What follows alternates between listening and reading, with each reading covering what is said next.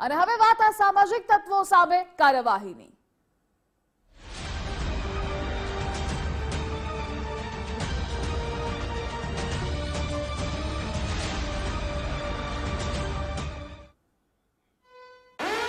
અમદાવાદમાં સામાજિક તત્વોની કમર તૂટી છેલ્લા 3 દિવસથી સતત ડિમોલેશન ચાલી રહ્યું છે। આજે પણ ઝોન 4માં મેગા ડ્રાઈવ હાથ ધરાશે। સામાજિક તત્વોની મિલકતના વીજ કનેક્શન કાપવામાં આવશે।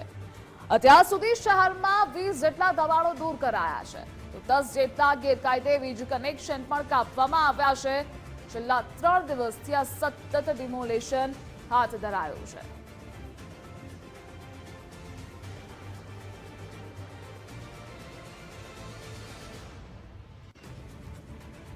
અને આ મુદ્દે આપણી સાથે ન્યૂઝ વોર રૂમથી સંવાદદાતા અર્પિત જોડાયેલા છે। અર્પિત, એક પણ અસામાજિક તત્વોને બક્ષવામાં નહીં આવે, છોડવામાં નહીં આવે। પોલીસ એક્શન મોડમાં છે અને મેગા ડ્રાઈવ પણ ચાલી રહી છે।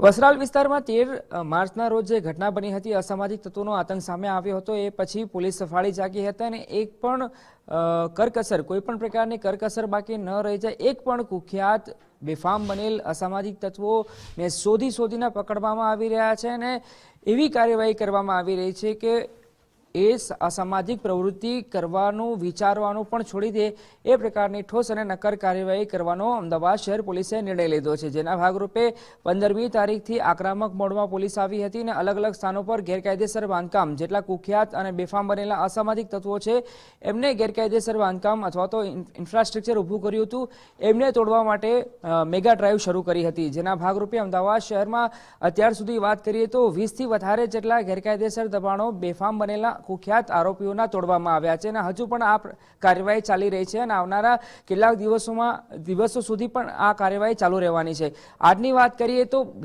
ગેરકાયદેસર બાંધકામો તો દૂર કરવામાં આવ્યા છે, પણ હવે ગેરકાયદેસર બાંધકામની સાથે સાથે બેફામ બનેલા કુખ્યાત અને અસામાજિક તત્વોનું મીટર ડાઉન કરવાની પ્રક્રિયા પણ તેજ કરવામાં આવી છે।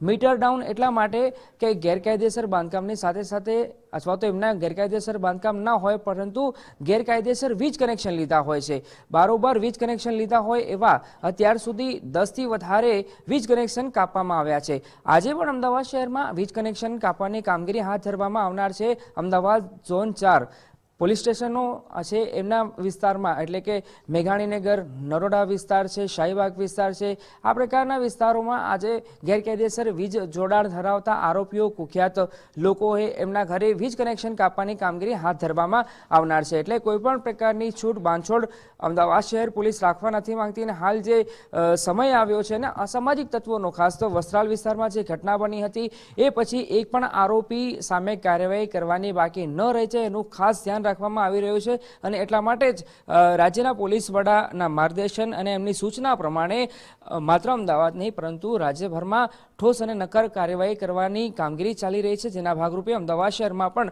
ડિમોલેશનની સાથે સાથે ગેરકાયદેસર વીજ જોડાણ જે લેવામાં આવ્યા હતા કુખ્યાત અને બેફામ બનેલા તત્વો દ્વારા એમને કાપવાની કામગીરી અમદાવાદ શહેરમાં આજે હાથ ધરવાની છે।